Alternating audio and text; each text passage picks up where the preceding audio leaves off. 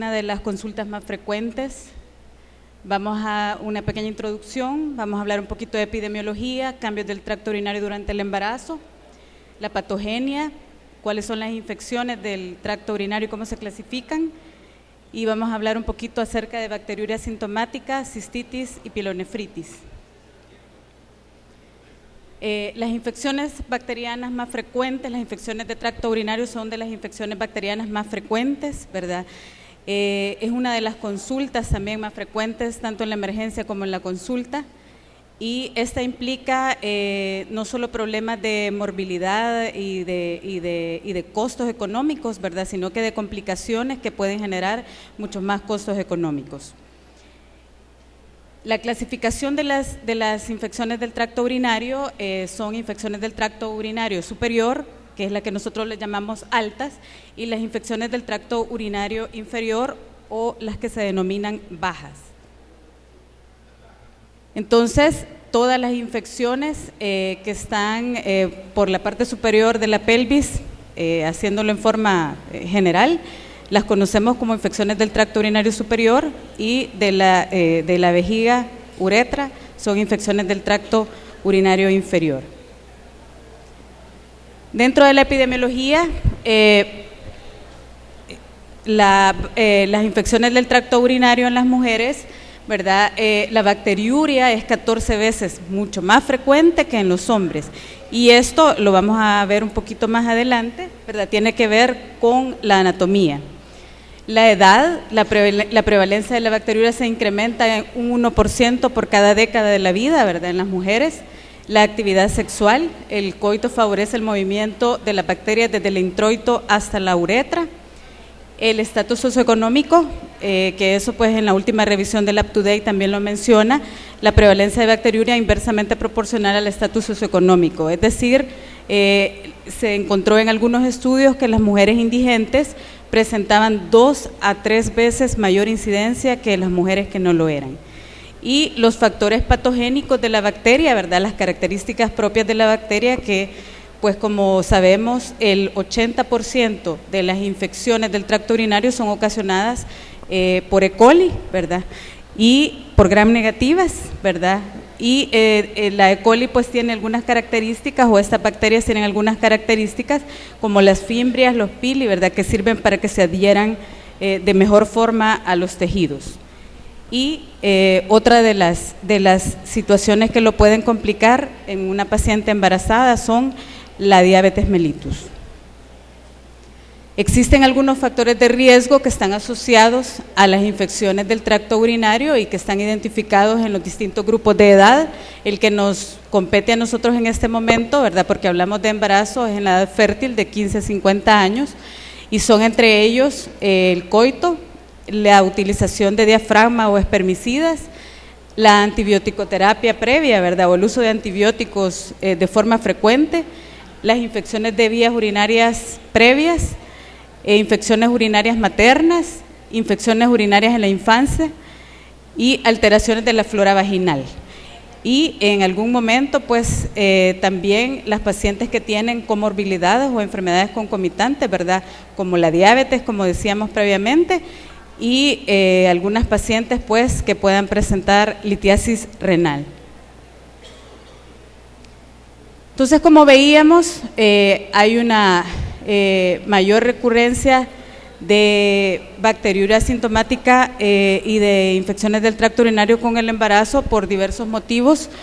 Existe también en el embarazo una mayor incidencia de pielonefritis, ¿verdad? La bacteriuria asintomática ocurre del 2 al 7% en mujeres embarazadas, y si nosotros no damos tratamiento, esto es bien importante porque cuando hablamos de bacteriuria asintomática tenemos que tomar en cuenta que existen algunos cambios del tracto urinario durante el embarazo que nos van a favorecer que haya crecimiento bacteriano, y estos cambios son los siguientes. Para recordar, ¿verdad?, de forma rápida, aumenta el riñón, su tamaño y su volumen, y el aumento del tamaño es del 1.5% y el volumen puede aumentar hasta en un 10%. Hay aumento de la tasa de filtrado glomerular de un 25%, ¿verdad? y eso inicia desde la segunda semana posconcepción y puede llegar hasta un 50% el aumento de la tasa de filtrado al inicio del segundo trimestre, es decir, el aumento es importante. Todo esto relacionado a los cambios del embarazo, ¿verdad? Y que por el cambio de la circulación materna. El flujo plasmático puede aumentar del 80% al finalizar el primer trimestre, es decir, hay cambios importantes en el sistema renal. Estos cambios pueden ser, algunos de ellos, efecto de la progesterona sobre el músculo liso, ¿verdad? Está relacionado esto con con la disminución de la peristalsis de los uréteres, ¿verdad? Con todo lo que tiene que ver con la vejiga también. Y entonces este efecto de la progesterona sobre el músculo liso provoca disminución de la peristalsis ureteral y estasis urinaria en la vejiga. Y esto contribuye a que pueda ser colonizado y después haya crecimiento bacteriano. Entonces la patogenia de todas las infecciones del tracto está relacionada con un arrastre que podría venir de del recto, ¿verdad? Que puede pasar por el introito vaginal y llegar hasta la uretra. Esto no solamente está relacionado con la forma en que la mujer se limpia después de la micción, ¿verdad? Sino que es espontáneo, ¿verdad? Por la cercanía que existen de todos los orificios. Y esto hace que las bacterias gram negativas que puedan haber en recto, que proceden del recto, puedan llegar a la vagina y a la vejiga y posteriormente y previamente a la uretra. Existen algunas pruebas de detección que nosotros podemos tomar en cuenta en forma general, ¿verdad? Cuando estamos llevando el control prenatal, y es que se recomienda realizar el examen general de orina y urocultivo, tal como se realiza, ¿verdad?, al inicio del embarazo en el primer trimestre. Es importante, quizás una de las cosas más importantes que nosotros como médicos debemos explicarle a la paciente es la forma adecuada de recolectar la orina y explicarle que debe realizarse la limpieza de preferencia antisepsia en 2 ocasiones antes de tomar la muestra, ¿verdad?, por la mañana, tomar la muestra de la parte media de la micción, explicarle que la primera parte va a orinar, va a cortar el chorro y luego va a tomar la muestra, y de preferencia haber mantenido orina por 4 horas previas en la vejiga, es decir, explicarle que no tiene que haber orinado al menos 4 horas antes, y cultivarla inmediatamente o refrigerarla, ¿verdad? Pues ellos recomiendan la refrigeración si no se va a cultivar inmediatamente para evitar el crecimiento. Entonces, los lineamientos nacionales lo que nos dicen es tira rápida para orina o examen general de orina en el primer trimestre y luego en el tercer trimestre. Si hay nitritos positivos, esterasas, leucocitarias o leucocitos arriba de 12 por campo, se debe tratar como una infección y hacer control con urocultivo 2 semanas post tratamiento, ¿verdad? Y si el cultivo es positivo, si está en primer nivel, referirla, y si está en segundo nivel, darle tratamiento. Entonces, ya hablando un poco más detalladamente acerca de la bacteriuria asintomática, la bacteriuria asintomática se presenta del 2 al 10% de las mujeres embarazadas, está relacionada a mayor riesgo de pielonefritis, y eso es bien importante. Si se trata del riesgo de pielonefritis disminuye, es decir, si nosotros detectamos una bacteriuria, ya vamos a ver cómo se diagnostica. Si nosotros detectamos una bacteriuria y no le damos tratamiento, esta paciente en algún momento, casi en el 75% de los casos, va a llegar a una pielonefritis si se descuida de ese tratamiento de esa bacteriuria. Entonces es importante que nosotros, si la detectamos, le demos tratamiento, porque lo que vamos a prevenir es que presente la paciente una complicación con una pielonefritis. Vamos a disminuir la posibilidad de una pielonefritis hasta 1 a 4%, es decir, bastante. Y el diagnóstico de una bacteriuria asintomática, lo más importante es que la mujer tiene que estar asintomática y por eso se llama bacteriuria asintomática. 2 muestras de orina evacuadas consecutivamente con aislamiento de la misma cepa bacteriana en recuentos cuantitativos de 6.000 unidades formadoras de colonias. O, esto es menos frecuente, ¿verdad?, que lo podamos ver, una muestra cateterizada única con una especie bacteriana con un recuento de 100 unidades formadoras. Entonces eso es bien importante porque si la paciente nos dice que tiene disuria, que ha tenido fiebre, ya no es una bacteriuria asintomática. Y el tratamiento, ¿verdad?, en los lineamientos, en el up-to-date, ¿verdad?, y en la última información, el tratamiento se debe dar siempre según urocultivo. Pero usualmente la paciente nos vamos a dar cuenta, como no ha tenido síntomas, por un examen de orina o por un urocultivo. El tratamiento, ¿verdad?, siempre va a ser el uso de betalactámicos o de nitrofurantoína. ¿Y por qué le debemos dar tratamiento a una bacteriuria asintomática? Es porque si nosotros no le damos tratamiento, el riesgo de que esta paciente llegue a una pielonefritis es alto, ¿verdad? Y las pielonefritis, como sabemos, están asociadas a complicaciones maternas y fetales, ¿verdad? Y en el caso de la madre, pues va a presentar un parto prematuro con un bebé de bajo peso al nacer, es decir, si nosotros le damos tratamiento vamos a estar evitando complicaciones. Y otra de las infecciones, ¿verdad?, que puede presentar el tracto urinario son las cistitis. Esta también es una infección del tracto urinario inferior, es una infección sintomática, ¿verdad?, manifestaciones clínicas que podemos ver.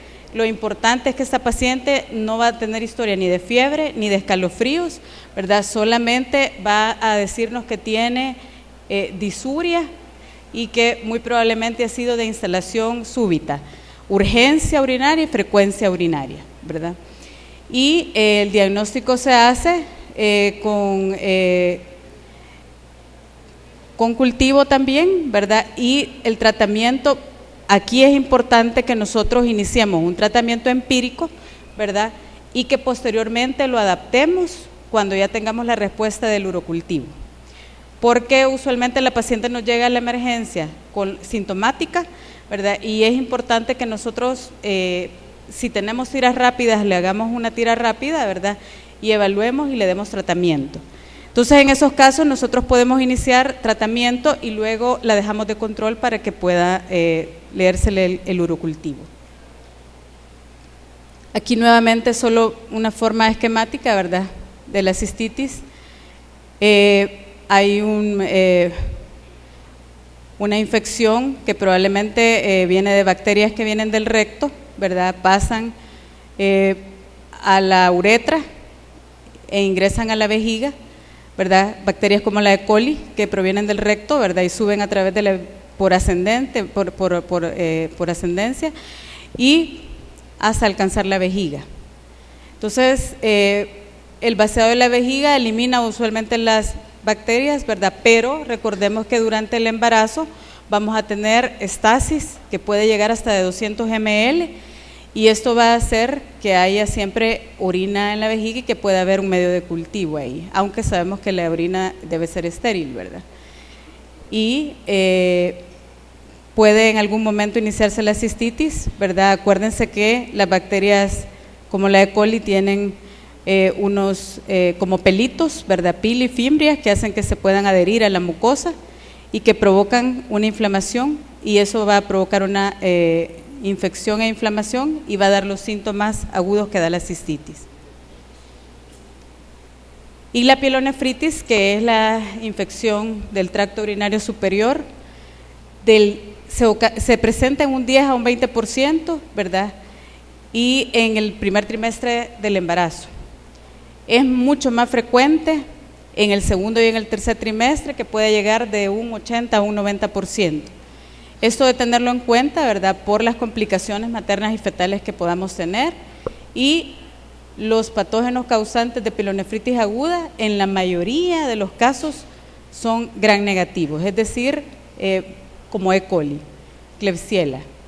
siendo E. coli, ¿verdad?, la que ocasiona del 70 al 85% de las infecciones, y esto es importante recordarlo porque así va a ser el tratamiento que le vamos a dar a la paciente.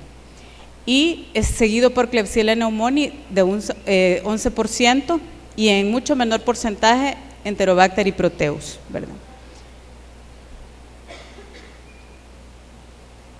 La microbiología, como veíamos, es importante conocerla, ¿verdad? Los gram negativos, como dijimos, son los que ocasionan la mayor parte de las infecciones del tracto urinario. E. coli, ¿verdad? Esta es una E. coli. Del 70 al 85%, Klebsiella 11%, Enterobacter y Proteus especie. Y sí hay algunos gram positivos, pero es un mínimo porcentaje, como lo son Enterococcus fecalis y Streptococo del grupo B. El diagnóstico, pues tenemos bacteriuria, ¿verdad?, más datos clínicos de infección. El diagnóstico se tiene que hacer presencia de piuria, cilindros, leucocituria, mayor de 20 bacterias por campo, ¿verdad? Un cultivo de orina con más de 100.000 unidades formadoras de colonias en una muestra de orina tomada con técnica adecuada, ¿verdad? Así como el hallazgo de los siguientes signos clínicos. Fiebre, ¿verdad? Una paciente que nos llega con un cuadro clínico de fiebre de mayor de 38 grados, dolor en la región lumbar, hipersensibilidad en el ángulo costovertebral. Uno de esos signos, más el cultivo, ¿verdad?, hacemos diagnóstico. Y el diagnóstico diferencial es muy importante porque recordamos que dijimos que casi el 80% de las pielonefritis las vamos a presentar en el segundo y en el tercer trimestre, ¿verdad? Entonces, realizar el diagnóstico diferencial con trabajo de parto, tan sencillo como trabajo de parto, corioamnionitis, ¿verdad?, apendicitis, desprendimiento prematuro de placenta o leiomiomas infartados. Entonces, es bien importante que nosotros hagamos el diagnóstico diferencial y tomemos en cuenta cómo se hace el diagnóstico. El tratamiento, ¿verdad?, de todas las condiciones que hemos hablado previamente, ¿verdad?, vamos a hacer como un resumen. La bacteriuria asintomática tenía una incidencia del 2 al 10%, no tiene síntomas, dijimos, por eso se llama asintomática, ¿verdad? Y esto del tratamiento, la duración del tratamiento, hay una controversia todavía, ¿verdad?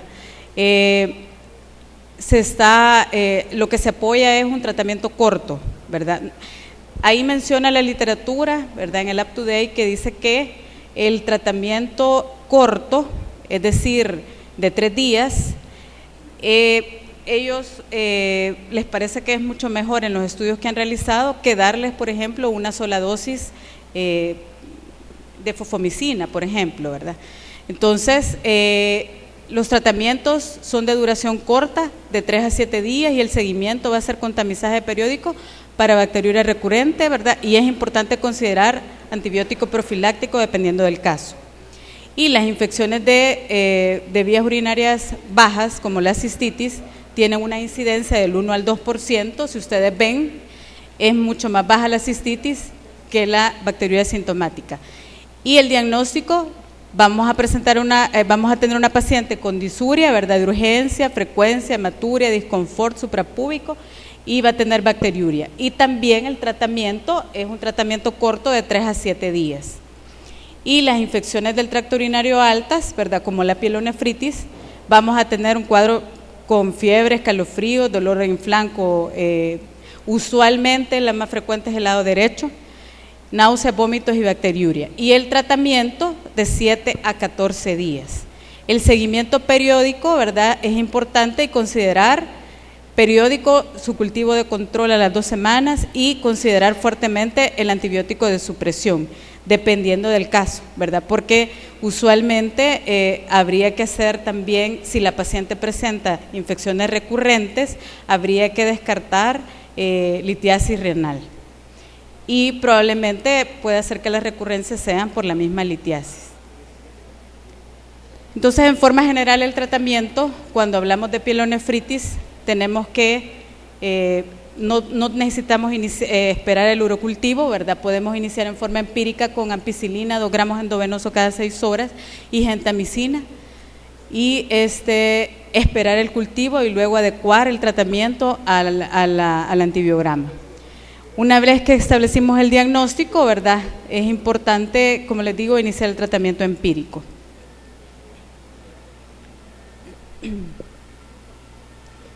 Luego recordar la seguridad antibiótica durante el embarazo, ¿verdad?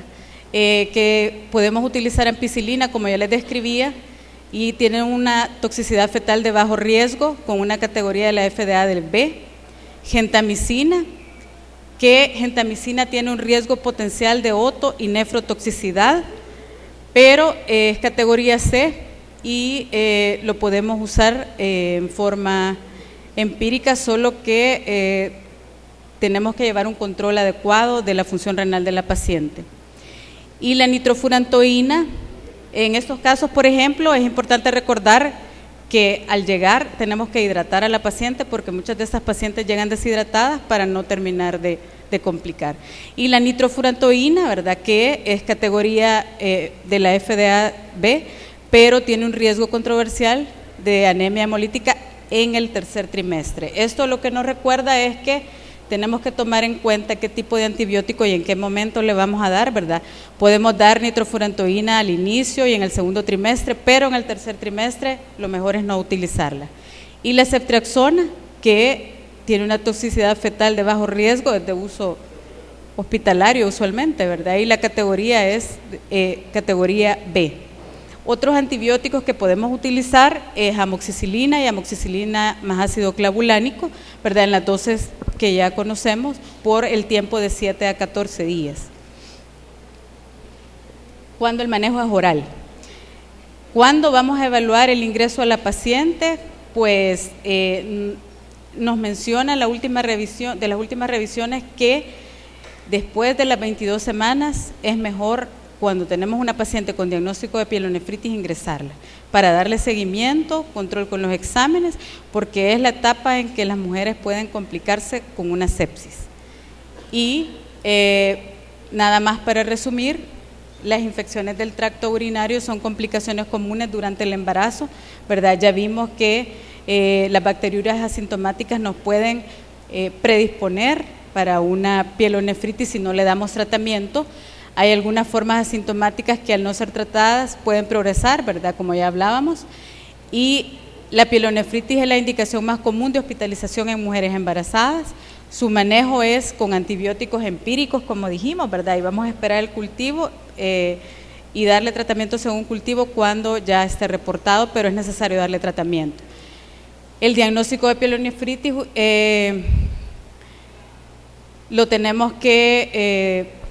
es un urocultivo, dice, enviado, se envía un urocultivo, ¿verdad?, como dijimos, y en las edades de mayores de 24 semanas, esto es bien importante lo que decía, ¿verdad?, de 22 a 24 semanas, tenemos que nos tiene que dar una alerta a la paciente, ¿verdad? Si tenemos una pielonefritis en esa etapa, puede complicarse con una sepsis y es mejor darle manejo adecuado, ingreso.